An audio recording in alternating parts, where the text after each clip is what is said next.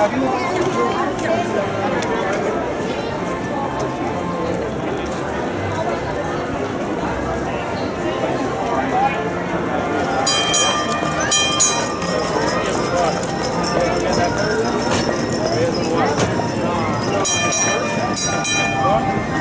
afternoon, Fresh Baked. I am Dave, your host of Fresh Baked Disney, and I am just so excited to be here right now. Can you believe this? At Disneyland. You know, on the way here, I was thinking, what is the greatest place in the whole wide world to deliver joy and magic to everyone? An unlimited supply of joy and magic. Well, that's Disneyland, of course. Not the least of which is these guys. So a one-man or a one-person crowd here. I love coffee, I love tea, I love Java, Java loves me. Coffee and tea and Java and me. A cup, boy. I love Java, sweet and high. And I could rise till I'm stuck in the shine. A slice of it and a raw wine. Waiter, later. I love coffee, soy, green tea, Captain Green, and I'm not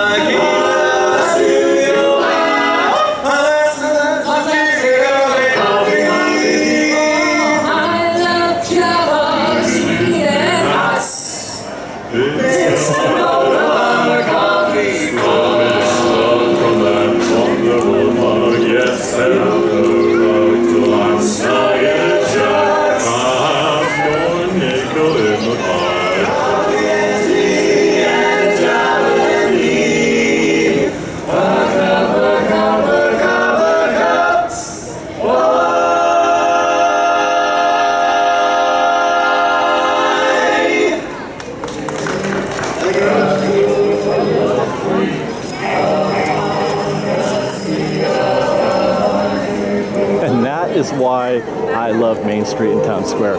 That is why that this is the perfect start to any day at Disneyland, because no matter what time you get here, when you get here, it's that kind of awesome system that greets you. It doesn't matter. Anytime there's something that's going to happen, it's going to make you feel like you're at Disneyland.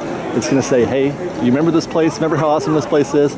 Well, we're here to remind you, Disneyland is the business. So, Main Street at noon.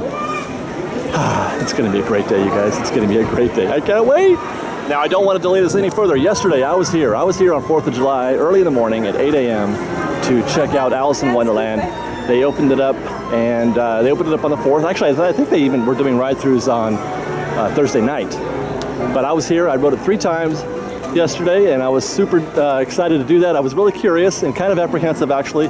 I'd seen some video the night before, and, you know, I'm not a big fan of animation in the attractions, but you know, so I had my doubts. Rode it 3 times. Well, you know what? I'm just going to stop here.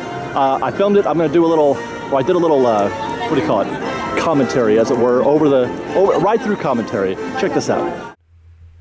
Now, not much has changed. Yeah, at the beginning of the ride, obviously, most of the changes are on the interior, so the audio sounds just the same as it does entering the tunnel or falling down the rabbit hole, as it were. And then right away you see this change right here. Here you're presented with a menagerie of sorts. You know, as you're falling down the rabbit hole, you get to see all the things that fell down with her down the hole. Previously, it was just the black and white, you know, checkered floor, and that was all you saw before you approached the door. Going through the door will be what I consider to be probably the most controversial change. The one that I'm most unsure of is the straight scene, the straight clip from the movie. The thing that I object to the most is just the putting in of the pure animation into a film. I don't want to ride through a cartoon. I don't want to ride through the animated movie. I want to see the practical effects first. And then you can, you know, mix in some animations afterwards. But I don't want that to become, you know, sort of the default thing. Whenever you're stuck or you know what to do there, you just play a cartoon. Having said that, I thought it was executed perfectly. The way that the camera pans in this clip to the right kind of goes along with the ride itself, the you know, your car, and it pushes through to the next scene beautifully.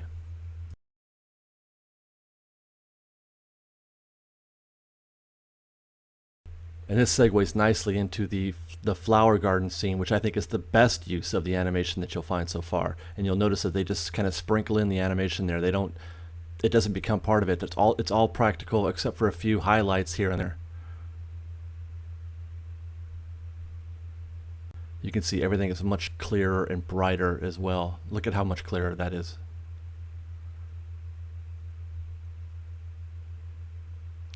I'm pretty sure that tiger lily's new.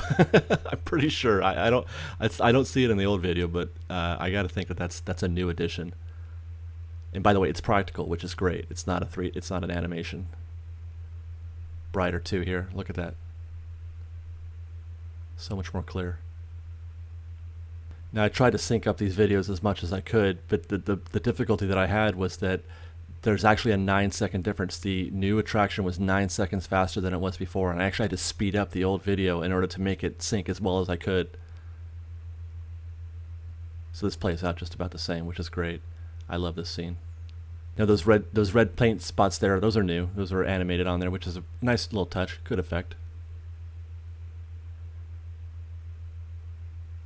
Again, clearer, brighter. Now, the one change that I did hear quite a bit about was the Red Queen. They were going to put a 3D animation onto the face of the Red Queen, like they did at Walt Disney World for the Mine Train ride. They did not do anything with the Red Queen here at all, actually.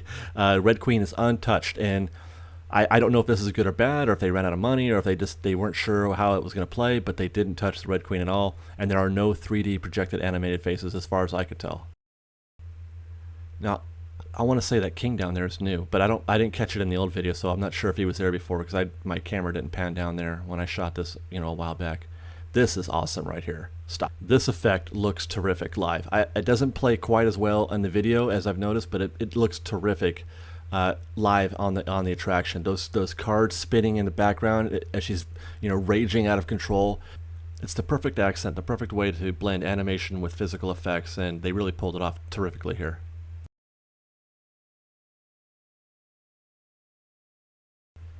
Okay, the door opens with a little more animation, and again, it looks pretty good. I mean, it's not bad, it looks good, I like it, and then we're back to the normal stuff. Now look to your right, you'll notice there's no guardrails here, no OSHA rails.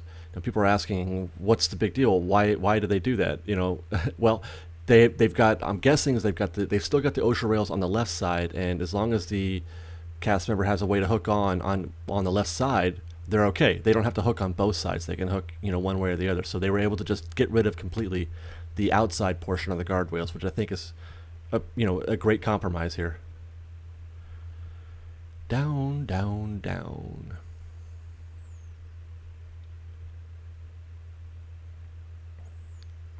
Nothing new here. And then boom, here we go. People seem to really like the spinning cat as opposed to this added animation. I kind of like the new thing. I wasn't, very overly fond of the cat, but, whatever. And this looks great. I love this. This looks so good that I thought they had enhanced it in terms of what was actually there. I thought they made the scene a little more elaborate, a little more full, but it wasn't. It's not that at all. It's just brighter and clearer, and the lighting is so much better than it used to be that it makes the whole thing pop way better than it ever did. It seems like a minor thing to just give it new paint and improve the lighting, but that makes such a big difference in how enjoyable that scene is. And then the rest of the ride kind of plays out normally with the unbirthday candle, and then you're back outside. Oh, one thing I do want to talk about is the outside. Check this out. When I first looked at the grounds here, of the attraction, I thought it looked nice and it looked different to me, somehow new, and I was right. I didn't remember it exactly at the time, but that used to be covered by a tarp. All the plant life you see down on the ground, except for the tree, of course, was covered by these really gaudy looking tarps that we never really noticed before. I mean, I guess it wasn't always that way. It used to be open down there, but I completely forgot that it ever existed any other way. It's like I'm so conflicted by how that looked to me. But yeah, those tarps were terrible. I'm so glad that they got rid of those along with the railings. And there you have it, the new and improved Alice in Wonderland. I think I love it.